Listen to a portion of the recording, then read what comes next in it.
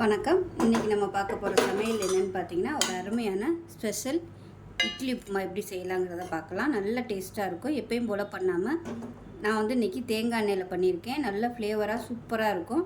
So வாங்க இந்த அருமையான ஸ்பெஷல் இட்லி உப்புமா எப்படி செய்யலாங்கிறத பார்க்கலாம். இப்போ ஒரு பவுல் எடுத்துக்கலாம். இதில் பார்த்தீங்கன்னா தண்ணி லேசாக வெதுன்னு சூடு பண்ணி வச்சுருக்கேன். கை பொறுக்கிற அளவு சூடு இருந்தால் போதும்.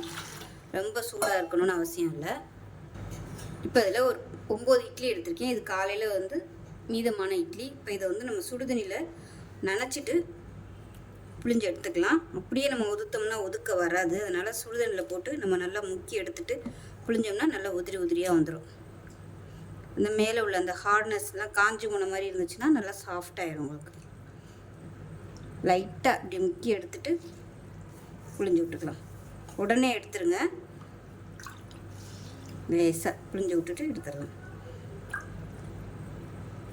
இப்போ இதை கையை வச்சு உதுத்து விட்டிங்கனாலே ஈஸியாக நல்லா அப்படியே சூப்பராக வந்துடும். உதிரியாக வந்துடும். கொஞ்சம் கூட கட்டி இல்லாமல் நல்லா உதிரியாக வந்துடும். இது இப்போ தனியாக இருக்கட்டும்.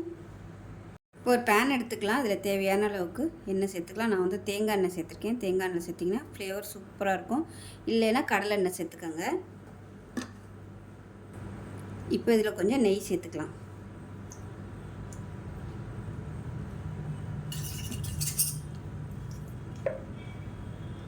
இப்போ எண்ணெய் நல்லா சூடாகிடுச்சு.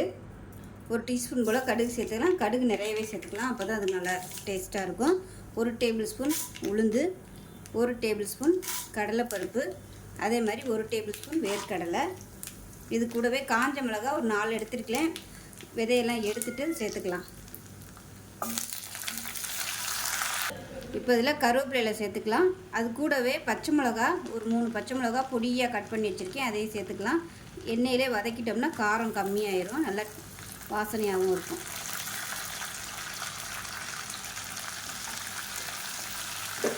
அடுப்பு மீடியத்தில் வச்சுக்கோங்க. இப்போ எல்லாமே நல்லா வதங்கிருச்சு.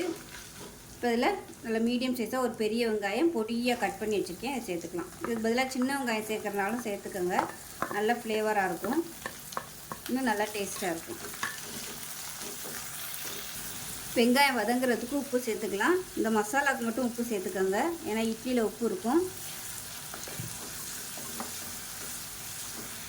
1/4 டீஸ்பூன் போல் மஞ்சள்தூள் சேர்த்துக்கலாம். இப்போ வெங்காயம் நல்லா வதங்கிருச்சு. இப்போ மீடியம் சைஸாக ஒரு தக்காளி சேர்த்துக்கலாம். சின்னதாக சேர்த்துக்கோங்க. ரொம்ப பெருசாக இருந்துச்சுன்னா பாதி சேர்த்திங்கன்னா போதும்.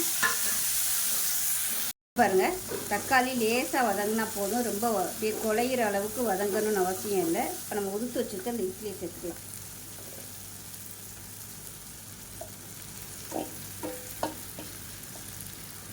சேர்த்துட்டு நல்லா பரட்டி விட்டுக்கலாம்.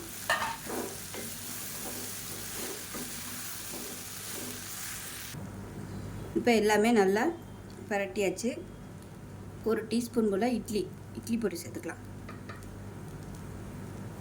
சேர்த்துட்டு நல்லா மிக்ஸ் பண்ணி விட்டுக்கலாம்.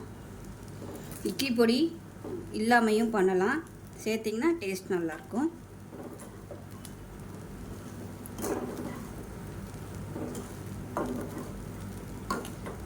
இப்போ இதுக்கு மேலே லெமன் ஜூஸ் பிழிஞ்சு விட்டுக்கலாம்.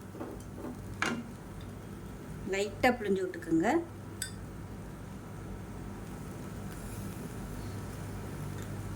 இதையும் சேர்த்து கிளறி விட்டுட்டு கொத்தமல்லியில் பொடியாக நறுக்குனதை சேர்த்துக்கலாம். அவ்வளோதான்.